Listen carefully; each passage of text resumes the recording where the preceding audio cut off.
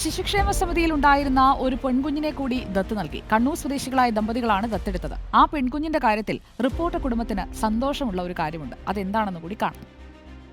രാവിലെ ക്രിസ്മസ് ദിനത്തിൽ രാവിലെ 5:55 3 ദിവസം പ്രായമുള്ള പെൺകുഞ്ഞിനെ ലഭിച്ചത്. അപ്പൊ നമുക്ക് പേരിടാവോ? തീർച്ചയായും പേരിടാം. അപ്പൊ ഈ ക്രിസ്മസ് ദിനമെന്ന് അർത്ഥം വരുന്നൊരു വാക്കുണ്ട്, നതാലിയ. തീർച്ചയായും ആ പേര് കൂടി പരിഗണിക്കും. എന്താണ് സർപ്രൈസ്?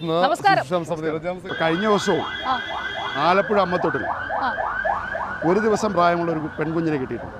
2025 ആദ്യ അതിഥിയാണ്. ആ കുട്ടിക്ക് നിധാലിയ എന്ന പേരാണ് നൽകിയിട്ടുള്ളത്. ആരോ ഒരാള് സജസ്റ്റ് ചെയ്തിരുന്ന പേരാണല്ലോ. ആരാണെന്ന് അറിയോ സുജയ?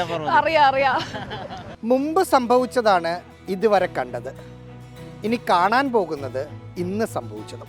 ഇന്നിപ്പോ ആ കുട്ടി മറ്റൊരു കുടുംബത്തിലേക്ക്, സ്വന്തം വീട്ടുകാർ എന്നുള്ള അർത്ഥത്തിലേക്ക് ദത്ത് പോയി എന്നുള്ള സന്തോഷകരമായ വാർത്തയാണ് ഇന്നിപ്പോൾ പങ്കുവയ്ക്കാനുള്ളത്. മിടുക്കിയായിരുന്നു. മറ്റ് ആരോഗ്യ പ്രശ്നങ്ങളൊന്നും തന്നെ ഉണ്ടായിട്ടില്ല എന്നുള്ളത് കൂടി ഈ സന്ദർഭത്തിൽ സൂചിപ്പിക്കുകയാണ്.